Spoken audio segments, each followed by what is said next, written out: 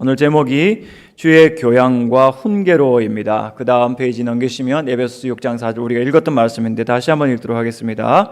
또 아비들아 너희 자녀를 노엽게 하지 말고 오직 주의 교훈과 훈계로 양육하라. 아멘. 에베소에 혹시 여러분 가보셨습니까? 지금도 에베소에 가시면 큰 원형 경기장이 있고 그리고 도시가 아주 번창했던 것을 볼 수가 있습니다. 그러니까 로마의 식민지 가운데에서도 아주 번창한 도시였는데 그러다 보니까 로마의 문화가 아주 깊이 깃들어 있었습니다. 로마 사람들은 2000년 전에 자기들은 정말 문명 국가라고 그렇게 생각을 하면서 여러 나라를 정복해 갔었는데 정작 자기들 안에 아주 잘못된 그 법 중에 하나가 아버지의 권한을 너무 크게 하는 그런 법이었습니다. 그래서 아기가 태어나면 아빠가 가서 마음에 들면 안아주면 키우는 거고 아버지가 보자마자 등 돌리고 나오면 걔는 버려지는 거예요. 그래서 공회소에 팔려서 노예로 팔리거나 아니면 아이를 그냥 뭐라 할까요? 창녀로 만드는 그런 굉장히 잘못된 법들이 있었습니다. 그러니까 아버지에게 너무 지나친 권한이 많이 주어지다 보니까 자녀들의 생사 여탈권, 나중에 결혼시킬 뿐만 아니라 이혼시킬 수 있는 그런 권한까지도 줘가지고 이 자녀들의 괴로움이 컸던 것 같습니다. 그런 것을 아는 사도 바울이 에베소 성도들에게 아비들아 너희 자녀를 노엽게 하지 말아라. 마음 상하게 하지 말라는 거죠. 아이들이지만 아버지에게 권한이 많지만 그들의 마음을 살피면서 아버지 위에 하나님 계신 것을 보여주어라. 그래서 아버지의 경험과 교훈이 아니라 주의 교훈과 훈계로 양육하라. 제가 상담했던 분 중에는 자기 남편이 아이를 때려가지고 고막이 터지는 경우도 있었어요. 첫째 딸은 너무나 똑똑하고 외교관이 되었으니까 늘 그냥 아버지가 그 딸을 볼 때마다 아이고 외교부 장관님 이렇게 별명 삼아 부르는데 아들은 누나만큼 공부를 못하니까 아이를 때리고 구박하면서 너는 왜 아빠만큼 아빠가 시키는 대로 제대로 수학 필기를 안 하는 거야 하면서 때려가지고 아이가 그렇게 아프게 되었던 거죠. 그것은 아이를 노엽게 하는 거죠. 아이의 말을 듣지 않는 것이고 아이의 성장 단계를 존중하지 않는 것입니다.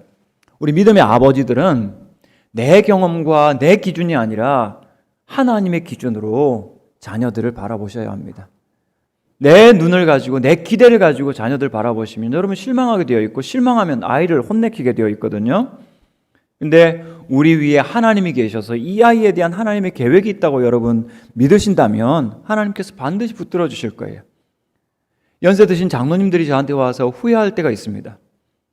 아들이 둘이 있는데 첫째는 너무나 공부를 잘해서 좋은 대학교 나오고 좋은 회사 가서 정말 안정되게 살고 있는데 형만큼 못한 동생을 계속 비교하면서 동생에게 구박하고 힘들게 했더니 이 아이가 등 돌리고 아빠와 헤어질 뿐만 아니라 아예 교회도 떠나버리고 그리고 일상적인 생활을 할 수 없을 만큼 힘들어한다. 그래서 여러분 비교라고 하는 것은 하나님의 도구가 아니고 정말 인간의 도구고 어쩌면 사탄의 도구일 수도 있습니다. 사탄은 계속 우리를 비교하게 하잖아요. 그래서 너 저만큼 살아? 너희 아들 저만큼 돼? 엄친아 아시죠? 엄마 친구 아들 안 죽는데요. 영생한대요. 어릴 때 살아있었는데 아직도 살아있어가지고 끝까지 따라다니면서 비교한다고 그러네요. 옆 아사가 뭔지 아세요? 옆집 아줌마 사위. 별것 다 비교하면서 우리는 스스로 비참해지는 것을 볼 수가 있습니다. 비교하는 것은 우리 스스로를 비참하게 하는데 그런데도 불구하고 계속 괴로우면서도 죄를 짓는 것이 비교와 질투의 죄인데 사랑하는 아빠 여러분 정말 예수님께서 하나님께서 말씀하시는 것처럼 다른 누구와 비교하지 말고 주님의 교훈과 훈계로 그래서 주님은 어떻게 하시겠습니까? 주님 이런 아이 어떻게 할까요? 주님께 여쭤보셔야죠. 그 다음 보시면 아이를 노엽게 하는 증상들에 대해서 전 메가더 목사님이 이야기를 하고 있습니다. 첫 번째는 과잉보호. 아이가 걸음마 할 때부터 엄마 품을 조금씩 떠나는 연습을 하거든요. 그래서 놀이터에 가면 조금 놀다가 낯선 사람 오면 얼른 엄마한테 왔다가 또 조금 있으면 편안해지면 또 놀고 이렇게 아이들은 품에서부터 조금씩 떨어지는 연습을 하는데 그걸 불안해서 견디지 못하는 거예요. 그래서 아이를 꼭 잡아놓고 아이가 어디 가지 못하도록 마치 목걸이 해놓은 강아지처럼 아이를 못 가게 하는 그런 경우들이 있는데 과잉 보호하면 아이들을 노엽게 하는 것이고 지나친 방임, 옅다 그냥 네 마음대로 살아봐라. 여러분 이것도 굉장히 심각한, 왜냐하면 아이들에게는 친절한 안내자가 필요한데 그 안내를 안 해주고 네가 알아서 네 혼자서 해라. 제가 만났던 어떤 분은요, 결혼했는데 돈을 자기 마음대로 써버리는 거예요. 직업도 변변하지 않은데 그냥 항상 비싼 자동차 타고 아니면 비싼 택시 타고 그렇게 다니면서 으스대는데, 이유가 뭐냐? 그 어머니가 어릴 때 영등포에서 콩나물 장사를 했는데 돈을 그냥 끌어 모았대요. 그래서 아이가 자라면서 무슨 문제가 생기면 돈 줘서 다 해결하는 거예요. 그러니까 이 아들이 돈에 대해서 관념이 없는 거죠. 경제 관념이 없고 절제해야 된다는 걸 모르고 아껴 써야 된다는 걸 모르고 아무것도 없는데도 그냥 펑펑 쓰고 다니는 것을 볼 수가 있습니다. 아이들은 방임하고 내버려두면 더 불안해져요. 그래서 방임해서는 안 되고, 우리가 지금 차별금지법 이야기를 하고 있지만 차별금지법, 학생인권조례 이런 것들의 특징이 뭐냐면 아이들 곁에 있는 어른 빼버려요. 그래서 어른 빠져. 애들이 다 결정해. 큰일 납니다, 여러분. 아이들이 자기 운명을 결정하면 안 돼요. 옆에 있는 따뜻한 어른이 안내를 해주셔야 되고, 경험과 연륜이 깊은 아빠와 엄마와 가족들이 아이들의 길을 한 걸음 한 걸음 안내를 해줘야 되는데 어른들 다 빠지세요. 애들이 다 결정할 거예요. 굉장히 위험한 사상입니다. 결국 그런 학교가 독일에서 얼마 전에 문을 닫았는데 엉망진창으로 정말 교사든 아이들은 타락할 수밖에 없는 그런 상황이 되었던 거죠. 그래서 아이는 절대로 지나치게 방임해서도 안 되고, 이게 굉장히 어렵죠, 그죠? 과잉보호해서도 안 되고 방임해서도 안 되고, 정말 하나님께서 우리를 인도해 주셔야 합니다. 말씀드린 것처럼 차별 대우하는 거 아이들의 영혼을 상하게 하는 것이고, 비현실적인 목표. 자, 아빠들 기억하십시오. 아드님과 따님에 대해서 지나친 기대를 가지고 계시면 아이들이 굉장한 스트레스를 받고 노여움을 가지게 될 수 있어요. 우리 부모님들에게는 성인이시기 때문에 아이들에 대한 기대를 조절할 수 있는 능력이 있습니다. 기대 조절 능력이 있으셔야 되는 거죠. 그래서 아이의 형편을 보고 아이가 지나치게 스트레스를 많이 받으면 조금 멈출 필요가 있고, 아이가 어떤지 상황을 봐가면서 조금씩 같이 가야지, 우리 속도대로, 우리가 원하는 대로, 우리 원하는 성과대로. 그래서 되게 사회적으로 굉장히 자수성가한 아빠들이요, 이 자녀들에게 굉장한 압박감을 줄 수 있습니다. 어떤 권사님이 와서, 목사님, 저희 딸이 우리나라에서 정말 두세 번째 가라면 서러울 정도로 성공한 회계사 집안에 시집을 갔는데요, 저희 딸 우울증, 저희 사위 우울증, 저희 손녀딸까지 우울증이 있어요. 바깥에 살 때는 잘 몰랐는데 이 부모님과 이 딸 가족이 이렇게 합치다 보니까 안 봐도 뻔하잖아요. 누가 제일 힘이 셉니까? 지금 성공한 시아버지가 제일 파워가 있으신 거죠. 그분의 모든 경험이 기준이 되어가지고, 야, 너 아들 너, 며느리 너, 너 손녀딸 너 왜 이만큼 못하는 거야? 하면서 기대를 지나치게 높이 가지고 있는데 생각만큼 못 따라오니까 이 파워 있는 아버지가 그냥 에이 시원찮고 막 이렇게 만약 업신여기게 되면 가족들 전체가 실족하고 큰 상처를 입게 됩니다. 아이들의 형편과 사정을 보면서 존중할 수 있어야 되는데, 이런 아빠들이 자기가 우리 자식이 못 되었다는 말 듣기 싫거든요. 그래서 그냥 자기 상처받기 싫으니까 아이들한테 막 상처 주면서 억압을 하는데, 그렇게 되면 자녀들이 노여움을 경험하게 되고 아버지에 대한 지나친 두려움 때문에 자신의 잠재력마저 이렇게 무너지는 것을 볼 수가 있습니다. 아이를 낙심하게 하는 거, 아이에 대한 무관심, 아이를 비하하는 거, 조건부 사랑. 여러분, 우리가 하나님께 은혜를 받을 때는 무조건적인 사랑을 받잖아요. 아가페 사랑을 받는데, 자녀들한테는 야, 이거 하면 내가 사랑해 줄게, 이만큼 하면 내가 이뻐해 주고 인정해 줄게, 이러면서 우리가 조건부 사랑을 걸고 있다면 우리 부모님들이 회개하고 빨리 그 조건을 이렇게 올리셔야 합니다. 그 다음, 과도한 징계. 마르틴 루터라는 그 종교 개혁자가 심각한 그 우울증을 앓고 있었거든요. 왜냐하면 그 당시 독일의 문화 자체가 조그만한 잘못이 있어도 아이를 엄격하게 그렇게 징계하는 그런 문화들이 있었어요. 요즘같이 이렇게 여기저기 밤이 많이 떨어지지 않습니까? 산에 가시면 밤도 떨어지고 도토리도 떨어지고 하는데, 남의 집에서 떨어진 밤톨 하나 훔쳐온 것 때문에 피가 나도록 종아리를 맞았어요. 그러니까 이 심성이 여린 루터가 굉장히 많은 상처를 받았죠. 그래서 우리 부모님들이 자녀들을 징계할 때가 필요해요. 왜냐하면 아이들이 때로 교만할 수가 있거든요. 그래서 그런 아이들을 징계하실 때도 그 아이의 과실에 맞게 합리적으로 하셔야 되고, 아이들한테 먼저 저는 안 때렸으면, 가능한 한 안 때리셨으면 좋겠고, 아이한테 미리 경고를 몇 번 하시고, 그 다음 예측할 수 있는 상황이 생겼을 때 이건 안 되겠다, 그냥 넘어가면 안 되겠다 라고 좀 이렇게 야무지게 이렇게 야단을 치시고 그렇게 해주셔야 아이가 바로 설 수 있는데, 그걸 그죠 과도하게 징계를 하시면, 부모님에게 있어서 가장 중요한 덕목 중에 하나가 예측 가능성입니다. 예측 가능성. 그래서 내가 이 일을 했다가는 아빠에게 혼나겠다, 아니면 이걸 하면 엄마에게 칭찬 들을 거야, 이게 예측 가능해야 됩니다. 예측 가능해야 아이들이 그것을 예측하면서 엄마가 기뻐하시는 일, 아빠가 기뻐하시는 일을 할 수가 있고, 엄마가 싫어하는 일, 아빠가 싫어하는 일을 피할 수가 있는데, 부모님이 변덕스럽잖아요. 뭐 술 중독에 빠진다거나 인격이 좀 그죠 안정되지 못하다거나 그러면 이 아이들이 예측할 수가 없는 거예요. 언제 칭찬을 받을지, 언제 꾸중을 들을지 알 수가 없고, 언제 매가 날아들지, 언제 머리를 쓰다듬으면서 아이고 이럴지. 그러면 그 사람은 어른이 되어서도 불안정한 노이로제 때문에 일상적인 생활과 정상적인 대인관계를 할 수가 없어요. 우리 하나님의 특징이 뭐냐면 예측 가능하신 분이세요.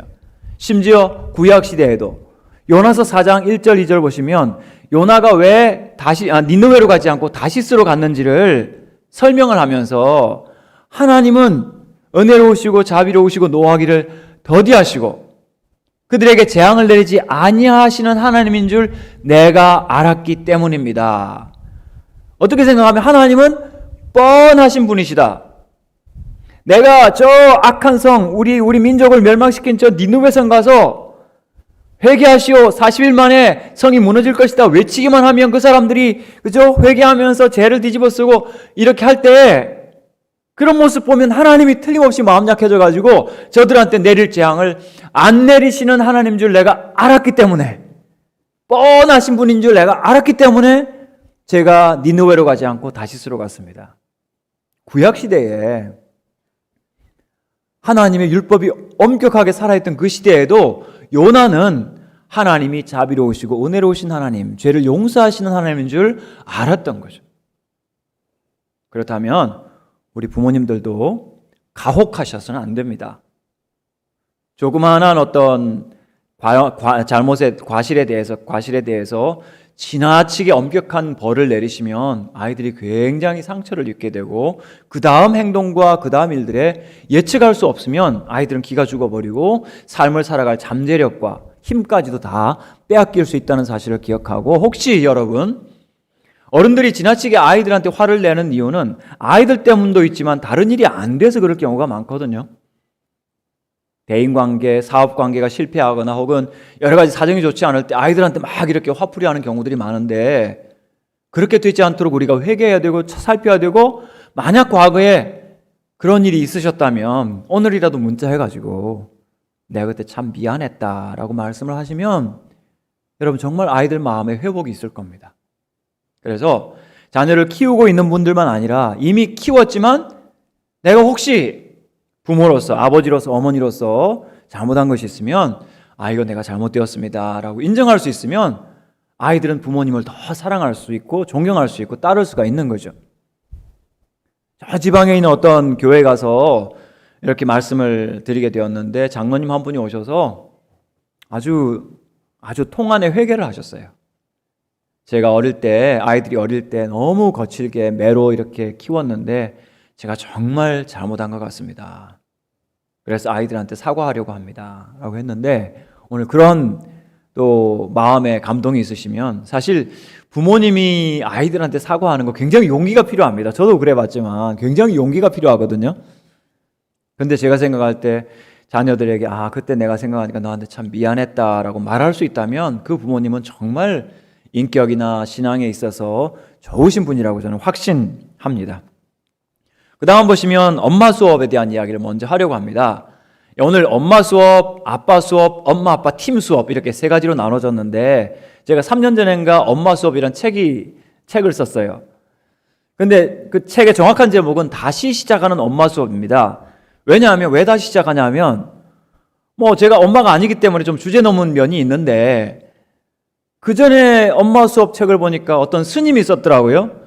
이건 좀 더 이건 주제 넘다 싶어가지고 안 되겠다 다시 시작해야겠다 해가지고 다시 시작하는 엄마 수업이라고 하는데 이 책을 통해서 정말 엄마들의 역할에 대해서 상담자로서 한번 이렇게 살펴보게 되었습니다. 그 다음 그림 보시면 아이들이 자라는 이유가 뭘까요? 이에 대한 여러분의 답은 무엇입니까? 한 번 더 클릭을 해주시면 부모를 당황시키기 위해서이다. 맞습니까? 여러분들은 당황한 적이 없으신가 봐요. 부평교회는 아니겠죠. 아이들은 사실은 우리가 예측할 수 있는 그런 존재들이 아닙니다. 왜냐하면 아이들은 우리의 아이들이 아니고 하나님의 아이들이거든요. 하나님의 기업이거든요. 자녀들 우리 뜻대로 안 자라요. 누구 뜻대로 자라요? 하나님 뜻대로 자라요. 저 그림을 보시면 예수님과 예수님의 어머니 마리아와 그리고 요셉, 아버지 요셉이 이렇게 나와 있는 그림입니다. 누가복음 2장에 보시면 예수님께서 12살 때 유월절에, 그죠? 그 유월절을 지키기 위해서 가족들과 함께 예루살렘에 올라간 이야기가 나옵니다. 근데 거기서 굉장히 황당한 일이 생기게 되죠. 아니, 이제 유월절 행사를 다 마치고 집으로 돌아가 해가지고 이제 하룻길을 내려갔는데 그 하룻길이라 하면은 아마도 지금 생각할 때 예루살렘에서 여리고 정도까지는 간 것 같아요. 지금은 예루살렘 여리고 사이에 뭐 아주 잘 닦인 고속도로가 있는데 그때는 산길을 꼬불꼬불 내려가야 되는 골짜기 길이거든요. 근데 하룻길을 갔는데 아들이 없는 거예요. 왜 그런 일이 생기냐면 그 당시에 이제 사람들이 같이 예루살렘에 갈 때는 한두 명만 가는 것이 아니라 동네 가족들이 같이 모여서 갔는데 맨 앞에 아이들이 무리지어서 가요. 그 다음에 여자들이 무리지어서 가요. 맨 뒤에 남자들이 이렇게 무리지어서 가요. 왜냐하면 중간에 도둑도 있고 나쁜 일이 생길 수도 있으니까 남자들이 앞을 다 보면서 이 가족들을 보호를 해야 되잖아요. 아이들이 만약 뒤에 있으면 뒤처지거나 뭐 없어지거나 그래도 모르잖아요. 그죠? 그래서 그렇게 가다 보니까 아이들끼리 막 어울려 있으니까 당연히 있겠지라고 생각했는데 하룻길을 갔는데 12살 아들 예수님이 실종, 가출한 거예요. 큰일 났다 해가지고 얼른 다시 예루살렘에 올라가서 하룻길 왔다가 하룻길 올라가잖아요. 그리고 사흘 만에 예수님을, 아들 예수를 성전에서 찾게 됩니다. 성전에 가서 보니까 거기서 그냥 멀쩡하게 거기에 있는 많은 제사장들, 서기관들, 선생님들과 서로 묻기도 하고 대답도 하면서 서로 대화를 하는데 거기 있는 선생들이 도대체 얘 누구야? 어디서 온 애야? 누구한테 배웠어? 이럴 정도로 아주 성경 말씀에 대하여 감탄하는 그런 장면이 등장을 합니다. 그 다음 그림 보시면 그러다 보니까 엄마가 당황하게 됐죠. 사흘 후에 성전에서 만난 즉 여러분 예수님 며칠 동안 가출했죠? 자, 하루 동안 내려갔어요. 하루 동안 올라왔어요. 하룻길을 갔으니까 그죠? 그 다음에 사흘 만에 예수님을 찾았어요. 언제 실종됐는지 몰라요? 언제 가출했는지 몰라요? 적어도 5일 이상 예수님이 그죠? 나와 있었는데 당황하지 않겠어요? 저 같았으면 만나면 그냥 꿀밤부터 줬을 것 같아요. 야, 이 녀석아, 말을 해야지. 그래서 만났을 때 마리아가 묻습니다. 아이야, 어찌하여 우리에게 이렇게 하였느냐? 자, 이 마리아가요, 성령에 충만한 여성이었어요. 성령에 충만하면 달라지는 것이 언어가 달라집니다. 저나 여러분이나 언어의 훈련이 안 된 사람들이고 야고보에 따르면 우리 입에서요, 우리 혀에서 지옥불이 나온대요. 특히 우리가 긴장 풀리면 제가 상담을 해보니까 바깥에서는 그렇게 젠틀하고 성실하고 모든 사람이 와, 저 사람 너무 착하다. 그런 아빠들이 집에 오면 언어의 폭군부터 폭군이 되는 거예요. 그냥 뭐 아이들한테 있는 대로 그냥 자기가 알고 있는 모든 욕을 다 하는데요. 와, 정말 끔찍합니다. 근데 성령께서 역사하시면 우리의 마음과 중심이 변화될 뿐만 아니라 가장 먼저 여러분 오순절 성령께서 강림하셨을 때 가장 큰 증거가 뭐였습니까? 방언 아니었습니까? 방언의 역사. 그것은 단순히 뭐 우리가 모르는 외국어를 하는 것도 있지만 정말 상대방의 인격을 공감하는 그런 언어로 우리 언어가 변화될 줄 믿습니다. 여러분 성령 충만하세요. 성령 충만하시면 더욱더 신중하고 성숙한 말을 할 수가 있거든요. 바로 지금 마리아가 그런 말을 하고 있어요. 아이야 어찌하여 우리에게 이렇게 하였느냐. 아이에게 묻죠. 내 아버지와 내가 근심하여 너를 찾았노라. 마태복음 1장에 보면 이 예수님의 육신의 아버지 요셉이 의인이라고 이야기하는데, 의인인 이유가 뭐냐면 말수가 굉장히 적었어요. 그래서 자기 정혼한 마리아가 임신한 것을 알았는데 막 드러내어가지고 망신을 주는 것이 아니라 조용히 끊으려고 하는데 천사가 나타나서 이것은 성령으로 말미암아 잉태한 것이다 라고 말을 하면서 데려오라고 이야기하지 않습니까? 그러면서 요셉을 의롭다고 하는데, 여러분, 의인 되는 한 가지 방법, 말을 줄입시다. 우리 말수를 줄이면 의인 될 수 있어요. 근데 역시 여기서도 요셉이 조용히 가만히 있고요, 아마 속으로는 뭐가 부글부글 끓었는지 모르지만 겉으로는 말을 하지 않고 말을 엄마가 하고 있어요. 그죠? 마리아가 하고 있죠. 근데 마리아가 하면서 말하는 말 속에 내 아버지와 내가, 자기 남편을 먼저 존중하죠. 아빠를 먼저 세워주고 있죠. 아빠를 세워주면서 네 아버지와 내가 근심하여. 자, 요즘 가장 세련된 화법이 나전달법, 아이메시지거든요. 아이메시지의 특징은 자신의 감정을 이렇게 오픈하는 거예요. 그래서 네 아버지와 내가 근심하여. 이게 아이메시지인데, 유메시지는 뭐냐면 네가 이렇게 말도 없이 나가니까 우리가 엉망진창이잖아. 유메시지는 비난하는 화법인데, 아이메시지는 내 마음에 근심이 있었어, 우리가 걱정했어 라고 이렇게 이야기하면 아이는 생각하게 되겠죠. 유메시지는 뭐예요? 야, 너 왜 이래? 그러면 잘못한 거 알면서도 기분이 나빠요. 손가락질하고 꾸중하니까. 아이메시지를 이야기하면 아이는 생각을 하거든요. 그래서 내 아버지와 내가 근심하여 너를 찾았다. 그때 예수님께서 내가 내 아버지 집에 있어야 될 줄을 알지 못하셨습니까? 어찌하여 나를 찾으셨습니까? 이렇게 이야기했을 때 그 부모가 그가 하신 말씀을 깨닫지 못하더라. 당황스럽죠. 도대체 얘가 무슨 말을 하는 거지? 그런데 51절 보니까 그 어머니는 이 모든 말을 마음에 두니라. 말씀드렸죠. 자녀는 여러분의 가정에 주신 하나님의 기업입니다. 여러분에게 위탁하여 맡기셨지만 그 아이들은 하나님의 자녀로 자라고 있어요. 그렇다면 때로는 부모님과 안 맞을 수 있어요. 이상하고 불편할 수 있죠. 하지만 이 아이를 통해서 하나님께서 역사하시고 일하신다면 아이들이 성장할 때 자세히 관심 있게 보면 얘는 누구를 닮았을까? 엄마도 아니고 아빠도 아니고 이런 재능이 있네? 이런 좋은 점이 있네? 이런 것들 여러분이 살펴보시고 그것을 기억하시고, 그리고 아이들과 더 많이 알아가는 추억의 시간을 많이 만드셨으면 좋겠어요. 물론 엄마 아빠가 정말 많이 바쁘죠. 힘들고 어렵고 피곤한 그런 하루하루 일상을 살고 있지만, 여러분, 자녀들은 디지털로 키울 수가 없고 가성비 높게 키울 수가 없어요. 자녀들을 기르는 가장 좋은 방법은 아날로그식으로 아이들과 함께 오랜 시간을 보내면서 아이들의 이야기를 묻고 경청하는 것입니다. 근데 아이들이 때로 예수님처럼 알아듣지 못하는 말을 할 때가 있어요. 그럴 때 어떻게 할까요?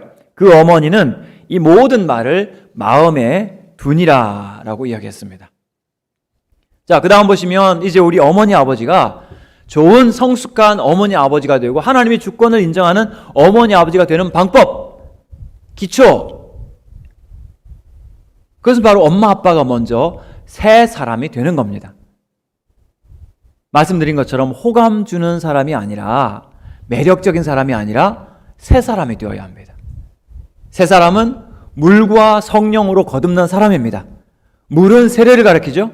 성령은 우리 안에 찾아오신 성령님으로 말미암아 예수님을 알고 주의 교양과 훈계로 양육하라고 했는데, 주님을 두려워하는 그런 아빠와 엄마가 있을 때 아빠 엄마의 경험이 전부가 되는 것이 아니라 주님의 말씀과 교양과 훈계가 아이들을 가르치고 안내하는 그러한 바로 기준이 될 수가 있는 거죠. 그래서 돌이켜 회개한 아빠 엄마가 되어야 합니다. 먼저 회개하지 못한 아빠 엄마가 있다면 틀림없이 세상적인 방법으로, 그죠, 아이들에게 압박감을 줄 가능성이 큽니다. 그리고 우리 아이들에 대해서 믿음을 가진 아빠 엄마, 그래서 아이들을 하나님께서 틀림없이 붙들어 주시고 이 육신의 아빠와 엄마가 채워주지 못한 것을 하나님께서 채워주시고 이제 엄마 아빠를 떠나는 그 나이가 되면은 엄마 아빠는 따라가서 보호해 줄 수 없지만 하나님께서 그 아이들과 함께 갈 수 있도록 믿음을 물려주는 엄마 아빠가 되셔야 합니다. 그래서 먼저 여러분이 새 사람이 되시고 이 아이들이 여러분 품에서 자라는 동안 가장 먼저 해야 될 과제가 뭐냐 하면 아이들이 예수님을 영접하고 하나님의 자녀가 되게 하는 겁니다. 그렇게 하기 위해서는 아이들의 정서와 아이들의 마음을 여러분들이 먼저 잘 소통하실 수 있어야 합니다. 예를 들어서 제가 서울의 어느 교회 갔는데 중학교 아이가 목사님한테 고발 편지장을 썼어요. 자기 엄마를 고발하는 편지장. 이메일의 제목이 뭐냐 하면 나는 저 이런 XX 괄호 여자가 가는 천국에 절대 같이 안 갈 거예요. 자기 엄마를 굉장히 심한 말로. 이유가 뭐냐면 아이가 자기 반에서 수학을 1등 했어요. 잘했죠. 그래서 엄마 나 우리 반에서 수학 1등 했다 막 이렇게 자랑하는데 엄마가 찬찬히 보더니 아니 여기 있는 이 2개는 왜 틀렸어 왜? 2개 틀렸다고 아이를 꾸중을 하는 거예요. 아이가 학원에 갔다가 몸이 좀 컨디션이 안 좋아가지고 오늘은 일찍 가서 좀 쉬어야겠다 하면서 그래도 집에 가면 쉬라고 하겠지 하면서 집에 갔는데 그 같은 엄마가 아니 그러게 내가 뭐라고 그랬어 평소에 체력 관리 하라고 그랬지. 그러니까 아이가 집에 가면 숨 쉴 틈이 없는 거예요. 여러분 우리 각자의 가정은 아이들에게 쉼의 공간이 되어야 합니다. 요즘 워낙 공부를 많이 시키니까 집에서도 계속 공부하라고 그러지만 그렇지만 엄마 아빠는 집에서 따뜻한 품을 준비하고 아이들이 왔을 때 마음껏 쉬어라. 응? 좀 쉬었다 해라. 쉼이 있는 가정이 되어야 되죠. 쉼이 있고 재미가 있고 즐거움이 있어야 되는데 우리 엄마들이 가장 자라나는 아이들을 기르는 엄마들이 가장 두려워하는 게 자기 아이들한테 너는 누구 집이 제일 좋아? 했을 때 그 아이의 대답이 두렵다고 그러더라고요. 자, 이제 한 6살, 7살 집에 아이가 있으시면 오늘 집에 가셔서 아이한테 꼭 물어보세요. 그 물어보기 전에 우황청심환 하나 드시고 심장병 걸릴 수 있으니까 너는 누구 집이 제일 좋아? 라고 물었을 때 대답은 뭐가 나와야 돼요? 우리 집이 좋다고 그래야죠. 우리 집이 좋기 위해서는 어마어마한 시설과 설비가 있고 모든 게임 세트가 완비된 그런 집이 아니에요.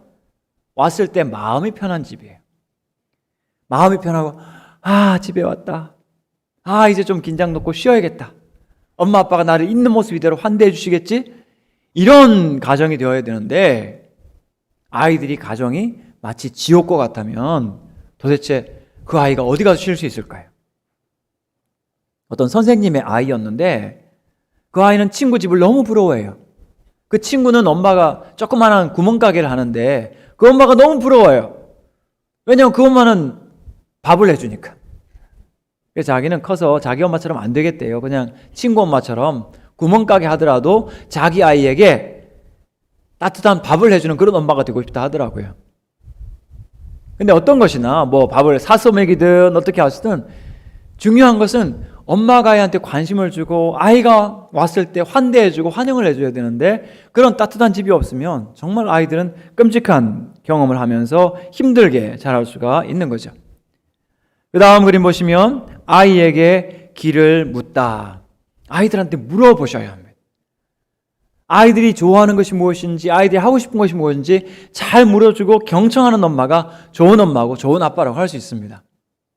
어떤 연예인이요 조그만 꼬맹이가 너무 귀엽게 생겨가지고 야, 너 나이 몇 살이냐 물었어요. 꼬맹이가 화가 났습니다. 아저씨 나한테 관심도 없으면서 나이는 왜 물어보세요?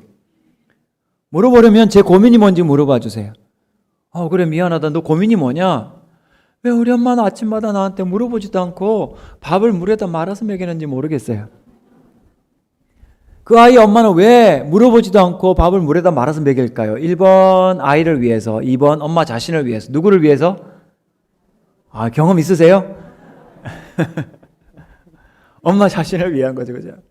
괜히 물었다가는 복잡해져요. 엄마 나 맥모닝 먹고 싶어. 없는 뭐 소세지 먹고 싶고 그러면 일 뒤집어지니까 애따 빨리 먹고 하라면 물에 말하거든요. 빨리 먹으라고. 그죠? 아이들한테 물어봐야 됩니다. 뉴스위크라고 하는 그 외국 잡지에 린다 프랭키라고 하는 기자가 있었는데요.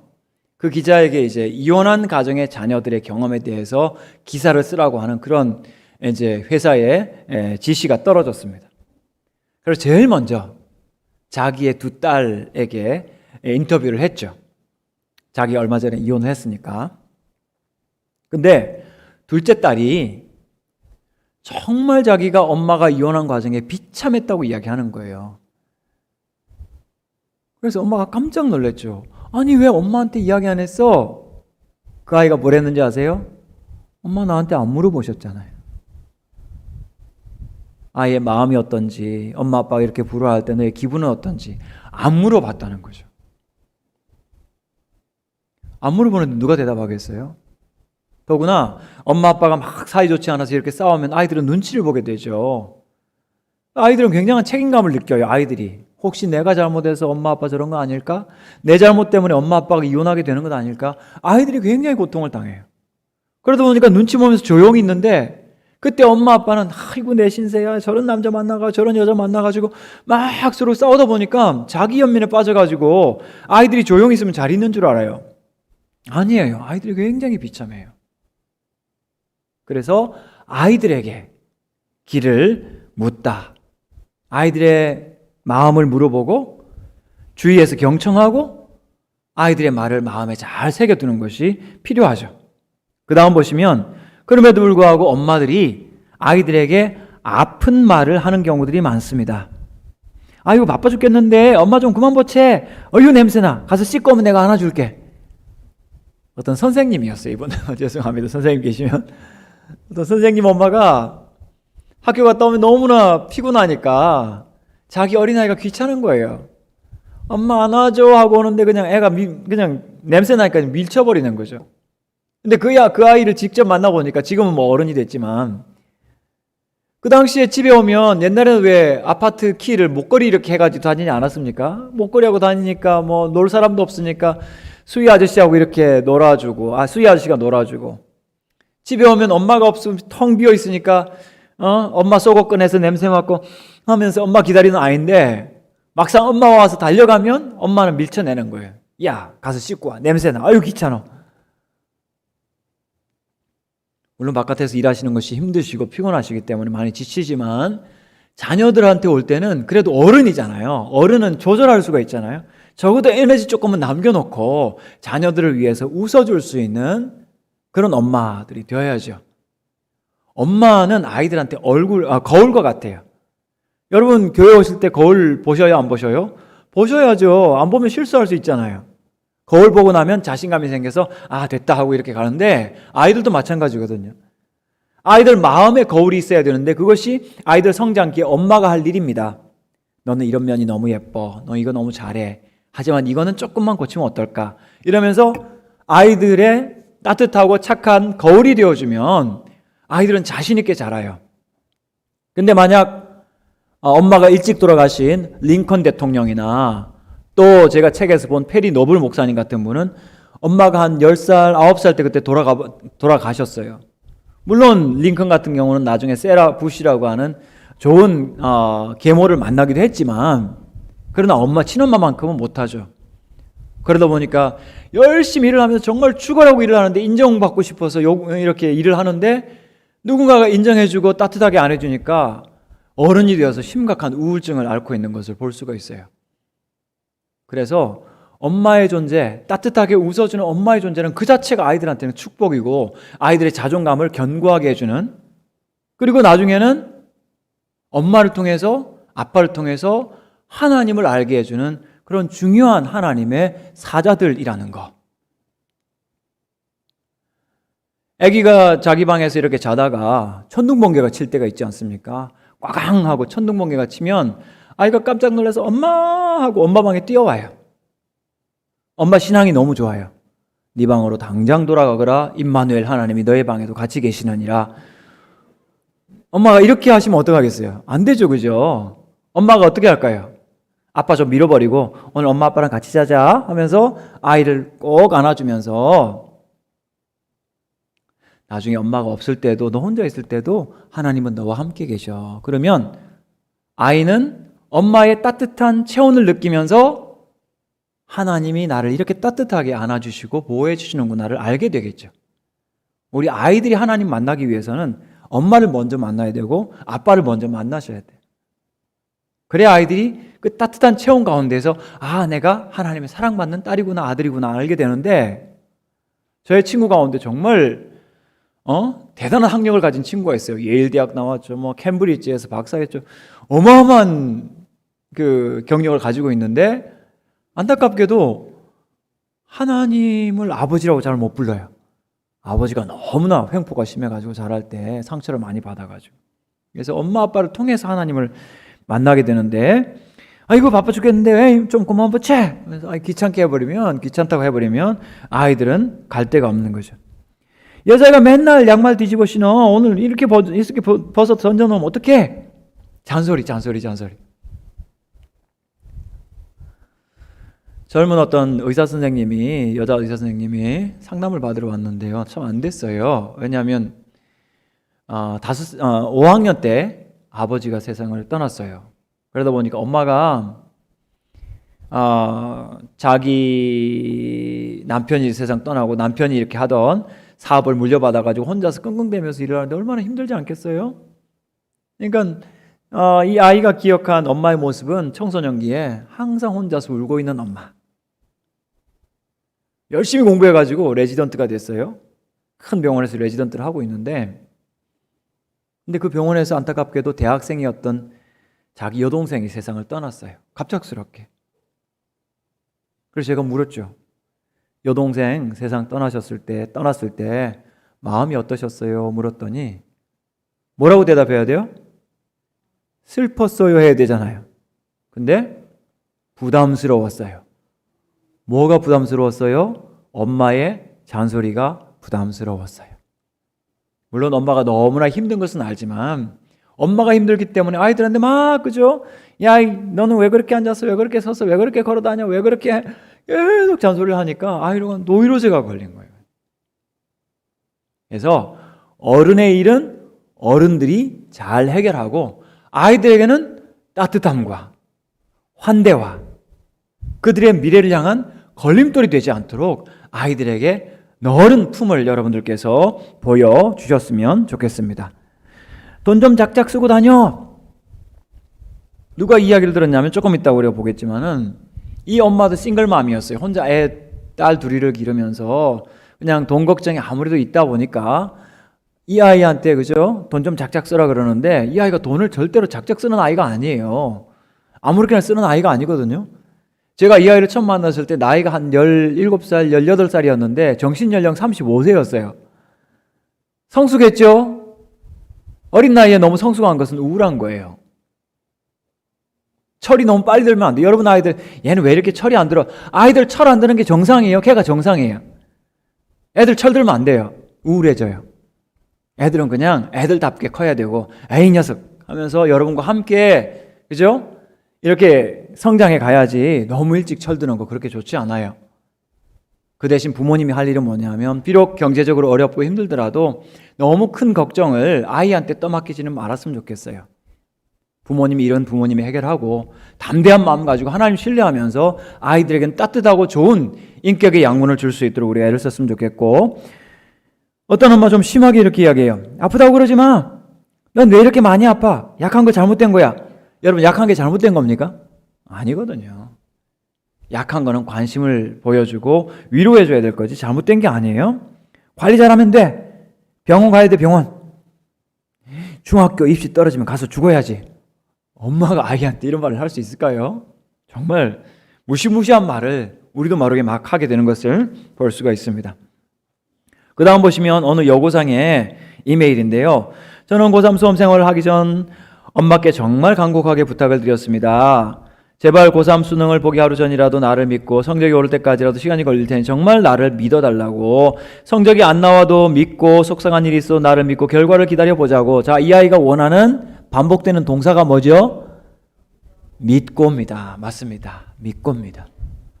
아이들이 원하는 것은 믿고 기다려달라는 거죠. 사랑하는 부모님 여러분, 여러분 옛날에 공부하실 때 성적이 올라만 갔죠? 내려온 적 없죠?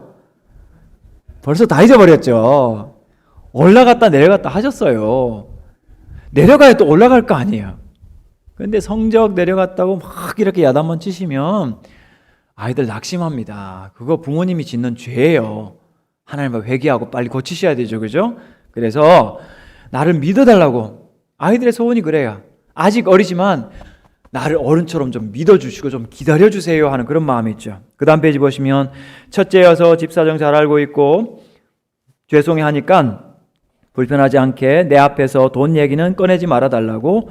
고3은 페이스 조절이 중요하다고 하니까 예민해지고 힘들 때마다 제발 잘 도와달라고. 그리고 막판 스포트를 내야 할 시기니 저에 대한 투자도 아낌없이 해달라고 말씀을 드렸습니다. 그렇게 말씀드렸지만 매달마다 저를 믿지 않으셨고 몸 상태가 안 좋아서 쉬는 날에는 공부 마음가짐 상태가 안 되었다고 화를 내셨고. 여러분, 아이들이 몸이 안 좋을 때는 괜찮아 걱정을 해주셔야지 화를 내시면 안 돼요. 그럴 때 화를 내는 것은 부모님에게 강박적인 성격 장애가 있기 때문이에요. 부모의 성격 때문에 아이를 혼내는 거지 아이가 잘못해서 그런 게 아니에요. 아픈 아이에게 정상적인 반응은 괜찮아? 아이고 빨리 나와야지. 좀 쉬었다 하자. 공부하던 거 조금 멈춰도 괜찮아. 안심을 시켜주고 쉬게 해줘야 되는데. 왜냐하면 우리 예수님도 쉬게 하시는 분이잖아요.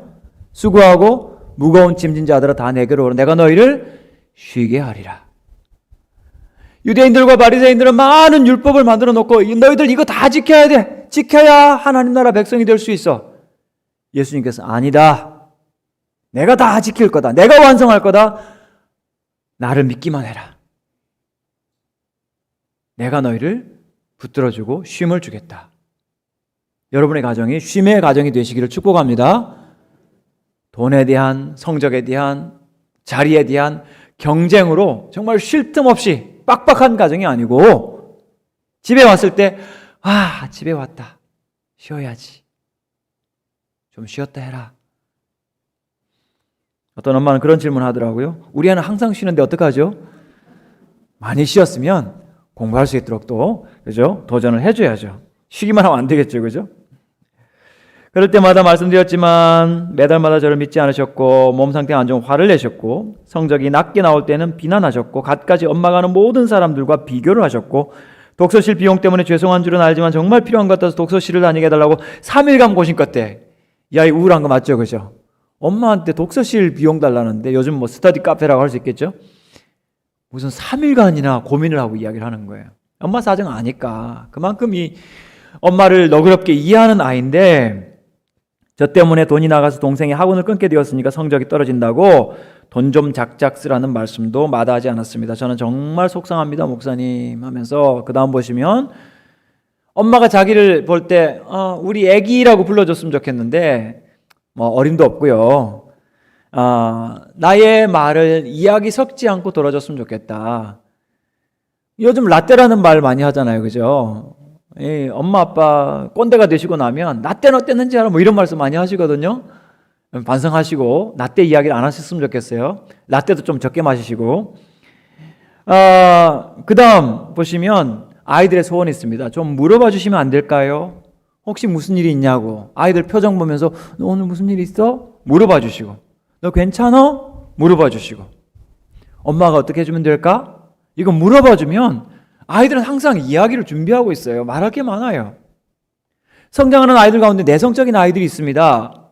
그런 아이들이 엄마 아빠의 어떤 레이더망에서 벗어나기가 쉬워요. 말을 안 하니까. 그래서 중고등학생 아이를 가진 부모님 여러분, 여러분이 있는 수단 없는 수단 다 동원해가지고 입을 열지 않는 아이들의 입을 열게 해주세요. 말하게 해주세요. 그래서 도대체 마음에 뭐가 있는지를 부모님이 아셔야 그 아이를 도와줄 수가 있어요. 내성적인 아이일수록 사춘기를 맞이할수록 더 입을 다물어 버리거든요. 그런 아이들 위해서 여러분 있는 없는 모든 방법 동원해 가지고 그 아이가 말을 할 수 있도록, 이야기를 할 수 있도록 도와주시면 여러분 정말 좋은 소통이 이루어질 것 같습니다. 근데 보니까 그 다음 페이지 보시면 공못맘, 뭘까요? 공부 못하게 하는 엄마들의 특징이 있어요. 첫 번째, 역정과 꾸중. 엄마가 불어나니까 애한테 계속 화를 내는 거예요. 집요한 성적 집착, 완벽주의 엄마. 아이를 불신하는 거죠. 그 다음에 날카로운 지적, 비용 걱정하는 거, 쉼 대신 꾸중, 희망을 강요하는 거. 저희 전사님들 가운데 정말 세계 최고의 대학을 나온 그런 전사님이 있었어요. 근데 상담을 해보니까요, 자기가 그 유명한 대학교 다닐 때 가장 불행했대요. 왜냐하면 과는 엄마가 정하고 대학은 아빠가 정해서 갖게 됐거든요. 실력은 있으니까 갔는데 너무 불행한 거죠. 아이한테 물어봐야 되는데, 그죠? 엄마 반성문이라는 책을 보면 서울 교대를 졸업하고 그냥 출세 가도를 달렸던 어떤 여선생님, 결국 이제 교장선생님까지 됐지만 그 선생님의 이야기가 나옵니다. 아들, 딸 둘을 키우고 있었는데 공부를 잘했나 봐요. 그러니까는 아들이 이제 고3이 되고 여름방학이 됐는데 학교 선생님은 의기양양해가지고 야, 올해 한번 사고 쳐봅시다 하면서 아이를 이제 스카이 명문대학에 보내려고 했겠죠. 근데 이 아들이 고3 여름방학 때 자퇴를 한 거예요. 오빠 자퇴하는 것을 보고 고2였던 딸도 자퇴를 해버렸어요. 그리고 폐인이 되기 시작합니다. 각자 방에 들어가가지고 게임만 하고 있는 거예요. 하루 종일 게임하고 실컷 먹고 살이 정말 많이 찌고, 그러다가 거실에서 둘이 만나면 그냥 치고받고 싸워가지고 응급실에 몇 번이나 실려요. 왜 이런 일이 있을까? 이 엄마가 워낙 성공지향적이다 보니까, 예를 들어 밥상머리에서 아이들이 엄마한테 묻습니다. 엄마는 어릴 때 꿈이 뭐였어요? 아이가 물으니까 엄마 꿈은 이거였어 라고 대답한 게 아니고, 꿈 같은 거 필요 없어, 공부만 잘하고 성적만 잘 나오면 좋은 대학 갈 수 있어, 이런 대답을 한 거죠. 이 한 가지 대답이지만 그들이 평소에 어떻게 소통했는지 아시겠죠? 효율주의, 가성비 높은 성적지향주의.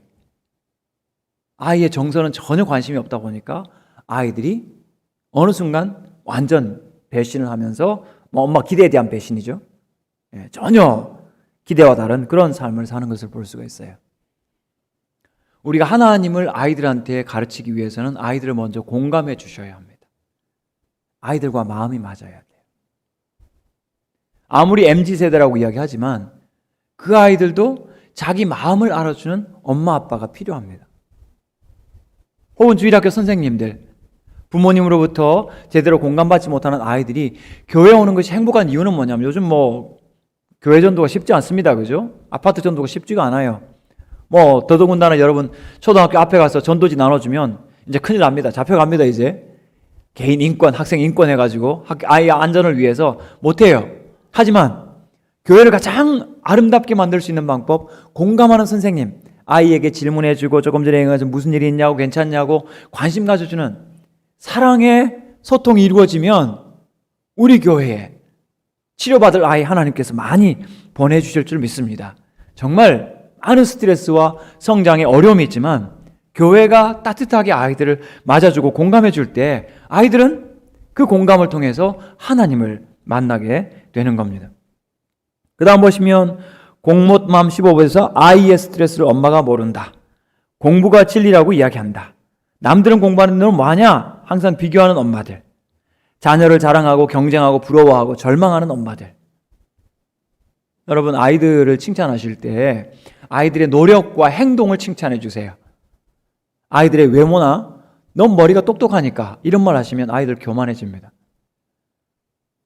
예수님께서 아이들을 통해서 아이 같아야 천국 갈 수 있다고 하시지만 아이의 교만까지 아닙니다. 아이들도 교만해질 수 있어요. 칭찬 잘못하면 아이들이 교만한 아이가 되어서 노력하지 않을 수가 있습니다. 머리 좋다는 칭찬 절대 하지 마세요. 해롭습니다. 교만하게 합니다. 그 대신 아이들이 노력하고 애쓰는 것, 여러분 칭찬 많이 해주세요. 그래서 어떤 일이 있더라도 구체적으로, 가능한 한 구체적으로 아이들의 행동을 칭찬해 주시면 좋은 거울 만난 것처럼 아이들은 자신감을 갖게 되죠. 그 다음 보시면 애착이란 말이 나옵니다. 하나님께서 어린아이들을 양육하는 가장 기본적인 중요한 원리를 주셨는 건 애착이죠. 애착은 엄마와 아기 사이에서 일어나는 일입니다. 그 다음 그림 보시면 애착이라고 하는 것은 동물 세계에도 존재합니다. 저 엄마와 아기 바다 코끼리가 왜 따로 있을까요? 성체 코끼리들이 모인 그 조그마한 섬에는 저 아기가 가면 깔려 죽어요. 엄마가 아이를 보호하면서 따로 있는 거죠. 그 다음 보시면 존 볼비라고 하는 사람이 2차 대전 때 런던 폭격이 막 이루어질 때 엄마 아빠들이 많이 죽었어요. 그러니까 아기들이 막 이렇게 고아원에 실려오는데 아기들이 어떻게 할까요? 그 다음 그림 보시면 아이들이 이 돌봄을 안 받는 거예요. 누가 우유를 줘도 안 먹는, 계속 울고 있는 거죠. 왜 울고 있을까요? 엄마 내놓으라고. 근데 엄마가 죽었으니까 내놓을 수가 있습니까?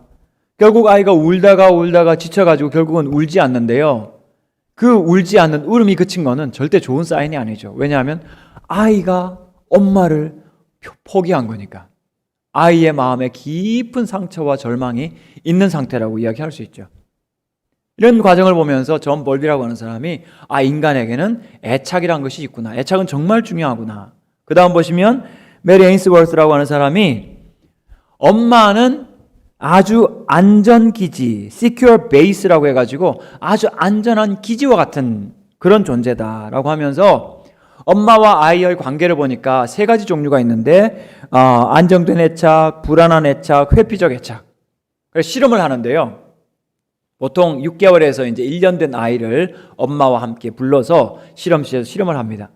어떤 실험이냐면 엄마와 아기가 새로운 방에 있어요. 그럼 아기가 엄마하고 있다가 이것저것 이렇게 돌아봅니다. 근데 낯선 사람이 들어와요. 애가 좀 놀라겠죠? 그렇지만 낯선 사람이 엄마와 이야기하는 거 보고 안심을 합니다. 근데 조금 있다가 엄마가 나와요. 그리고 다시 엄마가 들어왔을 때 아이가 반응하는 거 보고 엄마 하고 반갑게 안기면 안정된 애착. 엄마가 나가든 들어가든 계속 불안해하는 아이들, 불안한 애착. 엄마가 나가든 들어가든 아무 신경 안 쓰는 아이, 회피적인 애착. 이런 애착을 구분을 합니다. 그 다음 그림 보시면 이런 아이가 6년이 지난 다음에 실험을 했는데요. 그림책을 보여줬습니다. 어떤 그림책이냐면 저런 그림과 같이 공항에서 엄마와 아이가 서로 빠이빠이 합니다. 엄마가 비행기를 탔어요. 아이가 놀이터에서 혼자서 집에서 혼자 이렇게 마당에 앉아 있는데 어떤 택배 아저씨가 택배를 배달했는데 열어보니까 거기 비행기가 나와요. 아이가 울어요. 자, 이런 그림을 보여주면서 좋은 애착, 불안한 애착, 회피적인 애착 아이들에게 이 그림이 무슨 뜻일까 이렇게 물어봤죠. 그랬더니 좋은 애착을 가진 아이들은 이 아이는 지금 엄마 보고 싶어서 우는 거예요. 그렇지만 조금 있으면 엄마 올 거예요. 자기가 경험한 엄마를 그대로 이야기하죠. 그 다음에 불안한 애착을 가진 아이들은 엉뚱한 이야기를 하는 거예요. 얘가 우는 이유는요, 배고파서 우는 거예요. 아무 상황이 없는데. 그 다음 회피적인 애착, 나쁜 애착을 가진 아이들은 이 아이는 숨어서 아무도 찾을 수 없어요. 비행기는 폭발했어요. 엄마는 다시 만날 수 없어요. 다시 말하면 엄마가 어릴 때 이 아이를, 그죠? 아이가 필요할 때 엄마가 있었던 것이 아니라 엄마가 항상 떨어져 있었기 때문에 아이는 굉장히 큰 불안을 느낀다는 거죠. 이런 애착이 그 다음 그림 보시면 동물 세계에도 있는 것을 볼 수가 있습니다. 제가 박사과정에 있을 때 교수님께 물었어요. 자, 애착이 나쁜 상태에서 큰 사람들을 위해서, 큰 아이들을 위해서 좋은 치료의 방법이 뭘까요? 라고 했더니 한 가지 있습니다. 그래요. 뭡니까? 했더니 adoption. 입양하면 된대요. 부모가 바뀌어야 된다는 거죠. 다시 말하면 그만큼 부모님이 고집스럽게 아기 때 키우던 방식으로 그대로 키운다는 건데 요즘 여러분 아기 키우는 프로그램이나 상담 프로그램 많지 않습니까? 그런 것들 제발 참조하시면서 우리 아이 키울 때 좀 많이 이렇게 유익을 얻으셨으면 좋겠어요. 왜냐하면 우리 부모님들도 각자 자신의 어려움과 성장 환경의 고통 때문에 우리가 보는 것만 보고 아이들을 위해서 이 시선을 잘 열지가 않거든요. 그래서 여러분 많이 배우시고 많이 들으시고 그래서 혹시 이것이 아이한테 더 유익하지 않을까, 우리 관계에 더 유익하지 않을까 이런 실험들을 여러분들께서 계속 해보셨으면 좋겠습니다. 넘어가겠습니다. 에디 제이콥스라는 사람은 이야기하기를 아이들에게는 그죠?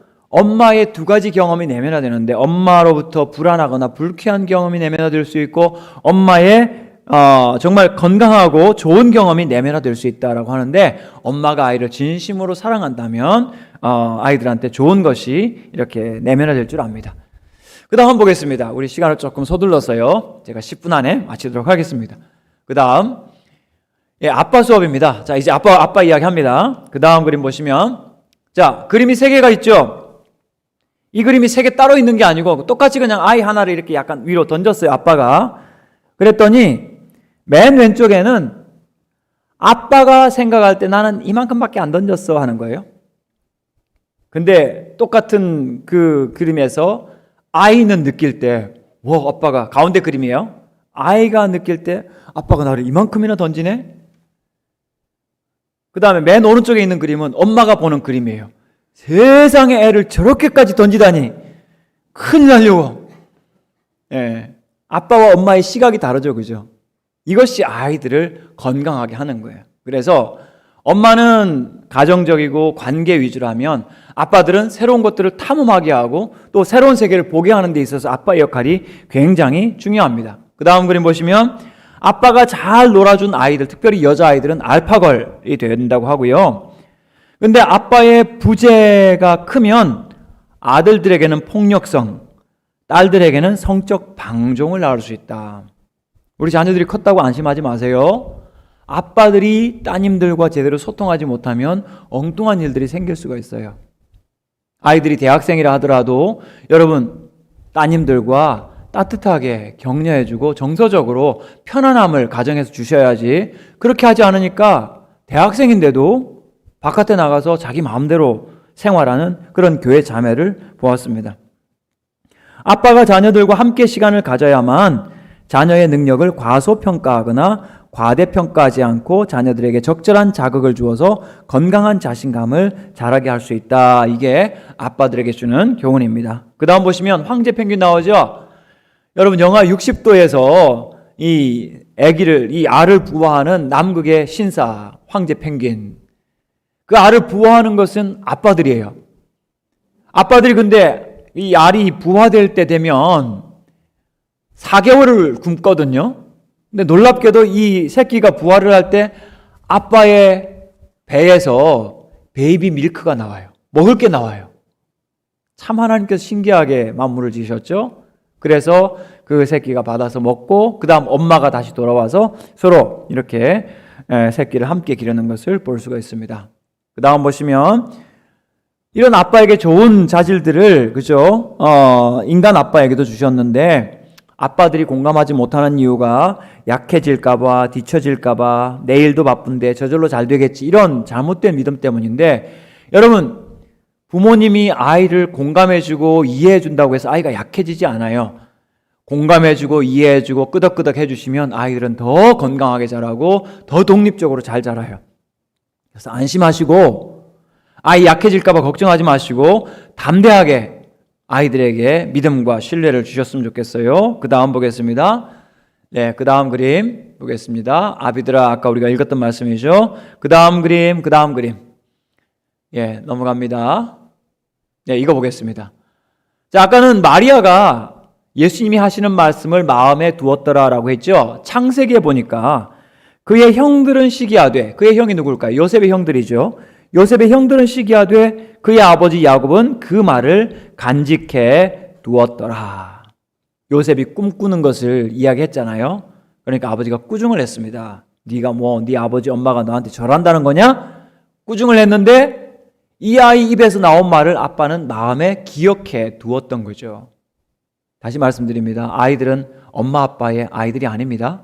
하나님이 보낸 자녀들이고 하나님의 기업이기 때문에 이 아이들이 여러분이 가르치지 않은 거, 여러분한테 물려받지 않은 잠재력들을 이야기할 때 그때는 겸손하게 우리 아이 통해서 하나님께서 어떤 일을 하실까 기대하시고 아이들을 축복하시는 부모님들 되시기 바랍니다. 그래서 이 아이들이 하나님의 자녀로 자랄 수 있도록. 그 다음 보시면 아빠는 누구를 닮았습니까? 하늘에 계신 아빠, 아버지를 닮았습니다. 누가복음 15장에 나오는 탕자의 비유 있잖아요. 아버지 재산을 가지고 다 낭비해버린 방탕한 아들 해가지고 탕자라고 하는데, 팀 켈러 목사님은 이 비유를 가리켜서 탕부의 비유다. 아들은 아버지 재산을 다 낭비해서 탕자지만 아버지는 아들을 향한 사랑을 다 낭비했기 때문에 탕부다, 이렇게 이야기를 했는데, 우리 육신의 아버지들 매우 특별한 위치를 하나님께서 주셨어요. 그렇다면 여러분들도 정말 여러분의 허락하신 자녀를 위해서 사랑을 아낌없이 쏟아부으시는 여러분들 되시기를 축복합니다. 특별히 바쁜 아빠들을 위해서 제가 한 가지 팁을 드리면요, 아이들에게 아빠로서 보여줄 수 있는 애정의 소통 수단이 굉장히 많아요. 그래서 제가 제 책, 아빠 수업이라는 책에 보면 10초, 아빠의 10초, 30초, 60초라는 그런 조그만한 챕터가 있는데, 거기서 무슨 이야기를 하냐면, 아빠가 너무 바쁘니까 아이를 위해서 10초, 30초, 60초의 소통을 할 수 있다는 거죠. 첫 번째 10초는 뭐냐 하면, 조그만한 포스트잇 있지 않습니까? 조그만한 메모지, 이렇게 딱 달라붙는 메모지, 그 메모지에다가 아빠가 메모를 남기는 거예요. 사랑한다, 아빠가. 오늘 수고 많았지? 아빠가. 좀 쉬었다 해라, 아빠가. 여기서 중요한 건 뭘까요? 아빠가예요. 생색을 내셔야 돼요. 아빠가 했다는 표시를 내셔야 된다고요.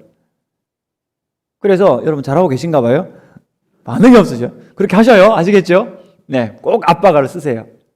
그거 하는데 10초. 그래서 아이의 그 핸드폰에 붙여 놓으시거나, 아이가 잘 보는 거울에 붙여 놓으시거나, 아이가 공부하는 책상 위에다가 사랑한다, 아빠가. 10초면 돼요. 30초는 뭐 할까요? 30초는 아빠가 퇴근하거나 아이들이 귀가할 때 가서 이렇게 허그를 해주는 거죠.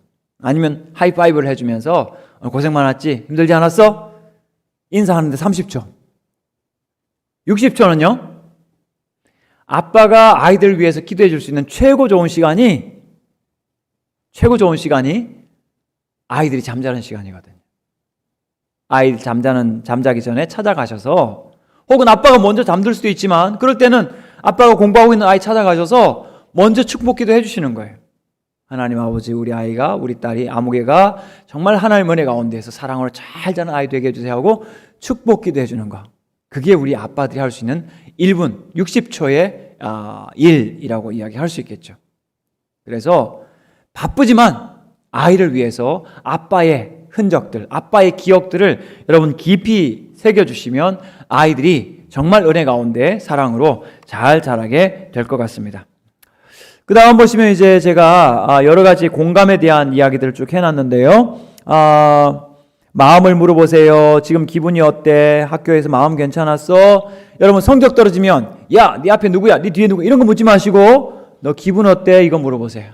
마음 괜찮아? 괜찮아. 다음에 잘하면 되지. 이렇게 기회를 주셔야지, 야, 이게 뭐야? 하고 여러분, 그죠? 꾸중을 하시면 아이들은 더 속상하게 되겠죠. 그 다음에 아이들의 안전과 아이들의 사정을 여러분 물어봐 주세요. 너 긁힌 거는 괜찮아? 선생님 뭐라고 말씀하셨어? 친구는 못 만나서 어떻게? 아이들의 사정을 같이 염려해 주는 그런 대화를 하셔야 되겠고요. 공감을 잘하기 위해서는 아이들이 언어 중에서 감정 언어를 여러분 딱 이렇게 뭐라 그래? 하이라이트 한다 그러죠. 이렇게 여러분들이 딱 마크를 하셔야 돼요. 그래서 아이가 대답할 때, 아이가 무슨 이야기를 할 때 경청하시면서 그것 때문에 너무 답답했어요. 너무 화가 났어요. 여러분 아이들이 이렇게 감정 언어를 이야기할 때 그까짓 게 뭐가 화가 나? 이러면 대화 끊어져요. 우리 엄마하고 이야기 못해, 우리 아빠하고 이야기 못해, 이렇게 돼요. 화가 났었구나. 감정은요 발생하는 것이고 공감해 줘야 되는 거지 교정해 주는 게 아니에요. 기분 나쁜 거는 벌써 기분 나빴고 화난 거는 벌써 화가 났어요. 그럼 네가 화가 났겠다 이렇게 해주면 마음이 열리고 공감이 되는데, 우리가 대화할 때 싹둑 잘라버리거든요. 그러면서 우리가 그냥 뭐 지도 편달해 주려고 그렇게 하는데, 먼저 우리가 공감하게 되면 아이들도 나중에 우리 말을 듣습니다. 그래서 아이들의 언어 가운데 감정 언어, 화났어요, 답답했어요, 좋았어요, 기뻤어요, 너무 즐거웠어요, 공감하는 방법 말을 똑같이 따라해서 반복 한번 해주면 돼요. 아, 너 힘들었구나. 아, 바빴구나. 화났구나. 기뻤겠네. 한번 이렇게 해주시면 아이들은 더 신나서 이야기를 하게 되고 말문을 열게 되거든요. 우리 아이가 이렇게 수다스러웠나? 그것을 경험하실 수가 있을 거예요. 그래서 여러분, 옛날에는 밥상맞이에서 절대로 말하지 마라 그랬지만 지금 가족도 많지 않고, 그죠? 만약 같이 식사하는 시간이 많이 자주 갖게 된다면 그 자리에서 아이들이 마음껏 자기 마음에 있는 이야기들을 서로 경쟁적으로 할 수 있는 그런 좋은 가정들을 만들어 갔으면 좋겠어요. 자, 뒤에 가시면 공감적 대화 연습이 있는데 이거 한번 읽어보고 오늘 제가 마치기 전에 시험을 칠 겁니다. 제가 교수니까요, 학기 마치기 전에 시험 치거든요. 시험 합격 안 하면 오늘 안 끝냅니다. 합격하셔야 돼요. 아시겠죠? 네, 공감적 대화 연습. 앞에 비추면 글자가 잘 보이실까요? 한번 올려주시죠. 네, 보이십니까? 읽으실 수 있겠어요? 자, 여러분이 상담자 하세요. 제가 학생 할 테니까. 중학교 2학년 남자아이예요. 아시겠죠? 자, 상담자 여러분 상담해 주세요. 최근 중간고사 기간이라 너무 스트레스에 답답하고 피곤하고.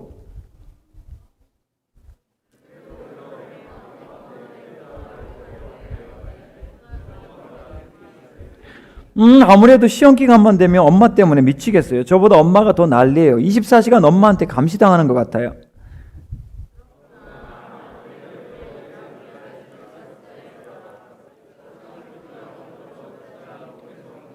여러분 상담 잘하시네요. 예, 내 얼굴에 나 미치겠어요 써있더라고, 그죠? 읽어주고 계시죠? 당연하죠. 엄마가 말 안 해도 교회에 오려고 했어요. 근데 시험 기간만 되면 아침부터 잘 때까지 사생활까지 전부 다 컨트롤 하려고 해요.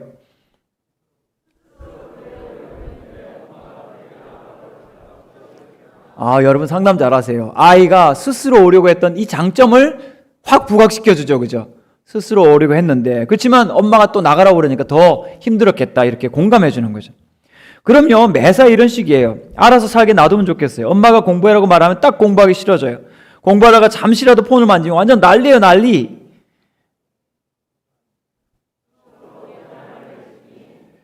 틈만 나면 형과 저를 비교해요. 그러면서 저를 무시해요.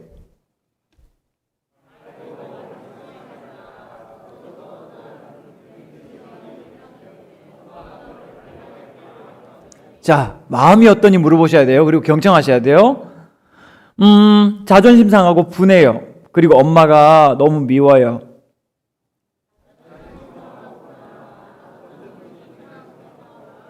잘 보세요. 자존심 상하고 분해요 하니까 똑같은 말을 하죠, 그죠? 어떤 부분이 그럴까 물어봐 주죠. 네, 그 다음. 엄마는 틈만 나면 형하고 비교해요. 형이 컴퓨터 하거나 TV 보면 아무 말 안 하면서 내가 그러면 화내면서 비교해요. 저도 형만큼 잘하지는 못해도 노력한단 말이에요.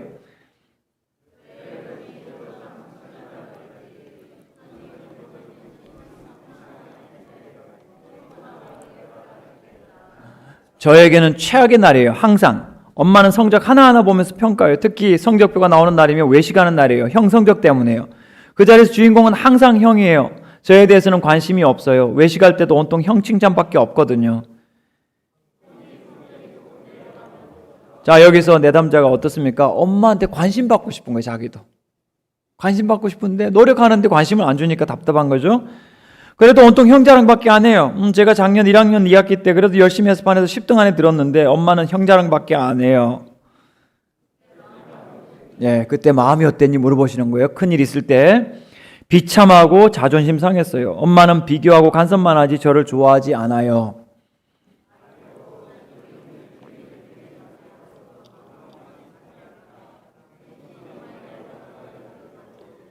자, 이 상담자가 잘하는 것은 뭐냐 하면 비록 힘들고 불편하지만 그래도 너희 엄마잖아. 엄마가 어떻게 해줬으면 좋겠어. 이런 매직 질문, 그죠? 어떻게 문제가 해결될 수 있을까? 매직 질문을 해줄 때 이 아이는 신나는 거예요. 나는 그런 엄마가 됐으면 좋겠어. 그렇게 인정받았으면 좋겠어요. 그래서 정말 아이들이 집 나가는 이유, 자기를 좋아해주는 편이 없다고 생각할 때 그렇게 되는데 어떤 아들로 인정받고 싶니? 참 좋은 상담자죠, 그죠? 그냥 엄마가 저를 믿어주고 지지해줬으면 좋겠어요. 그리고 잘한 게 있으면 비교하지 말고 칭찬해 주었으면 좋겠어요.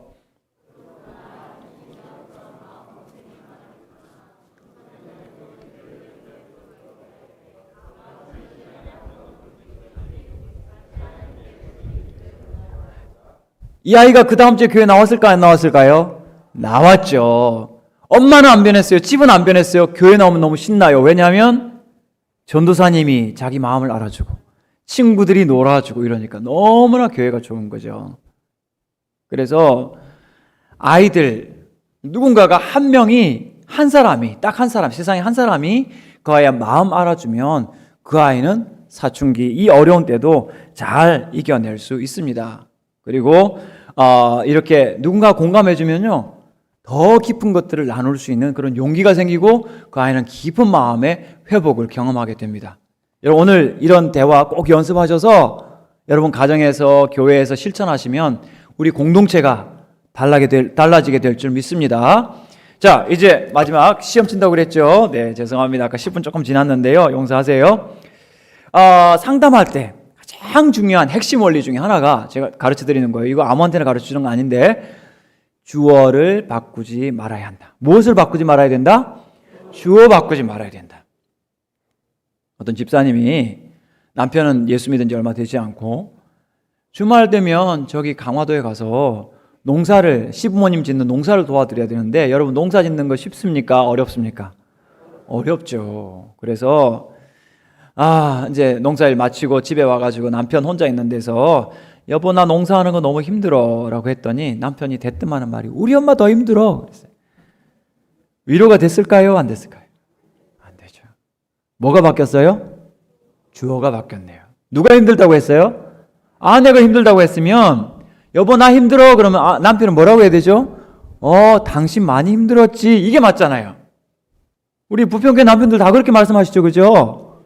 아멘. 예, 그렇게 하실 줄 믿습니다. 대화에서 뭐 바꾸지 말라? 예, 이렇게 이해해 줬으면 틀림없이 제가 생각할 때 그 다음 주 또 갔을 거예요. 기쁜 마음으로, 그죠? 근데 우리 엄마 더 힘들어 막 이러니까 얼마나 짜증나겠어요. 물론 엄마 힘드시죠. 그렇지만 대화할 때는 말하는 사람에게 집중한다. 이거 꼭 기억하시고 1번 아내가 남편에게 여보 남편에게 여보 나 집안일하는 거 애들 키우는 거 너무 힘들어 라고 말하면 부평교회 남편들의 반응으로 적절한 것은 답 잘 맞히세요. 1번 눈을 흘기면서 그까짓 게 뭐가 힘들어 라고 쏘아준다.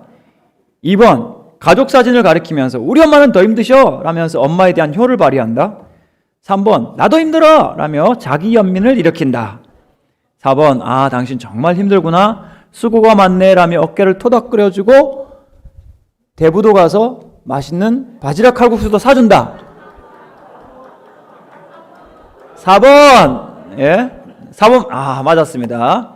현실은 4번 아니에요? 다른 데 답이 있나 봐요. 자 2번 답 잘 맞추셨어요. 이제 패스입니다. 아이가 엄마한테 엄마 너 공부하는 거 힘들어 라고 말할 때 부평교회 엄마들의 반응으로 적당한 것은 1번 엄마도 너 같은 시절 다 겪었어 라면서 엄마 자신을 우선 위로한다. 2번 나 때는 내 방도 없었고 나 때는 내 책상도 없었고 나 때는 내 컴퓨터도 없었고 나 때는 내 핸드폰도 없었어. 도대체 너는 뭐가 부족해서 그래? 라며 라떼를 자꾸 마신다. 3번 너만 힘든 거 아니야? 딴 애들도 다 힘들어 라고 말하면서 지구상의 모든 청소년들을 먼저 배려한다. 4번 너 공부하는 거 힘들지? 많이 피곤하고 힘들겠다라면서 아이와 따뜻하게 눈 맞춰준다. 정답은 4번 현실은 어떤 아빠가 고백하셨어요. 우리 와이프는 3번입니다. 4번 정답입니다. 그렇게 하세요. 여러분 이거 참 쉽지만 어렵습니다. 이게 잘 안 돼요. 연습을 하셔야 돼요. 운전 연습이 그죠? 필요한 것처럼 이 주어 안 바꾸고 공감하는 연습이 필요합니다. 3번 마지막 질문입니다. 그래 공부하는 거 힘들지 피곤하고 힘들겠다라면서 아이와 눈 맞춘 후에 엄마가 해야 할 말로 적절한 것은 1번 그래서 평소에 체력 관리 하라고 그랬지 하면서 친절하게 꾸중하고 필요의 원인을 똑똑하게 제대로 가르쳐준다. 2번 그래도 오늘 숙제는 다 하고자 라면서 남아있는 과제를 차분히 상기시켜준다. 4번 그렇다고 성적 떨어지면 죽을 줄 알아? 가볍게 미소 지으면서 협박한다. 4번 간식 먹고 좀 쉬었다 할래? 우리 딸 정말 고생 많다라면서 과일을 갖다 준다. 정답은 4번 꼭 그렇게 실천하시는 여러분 되시기 바랍니다. 긴 시간 경청해 주셔서 감사합니다. 기도하겠습니다.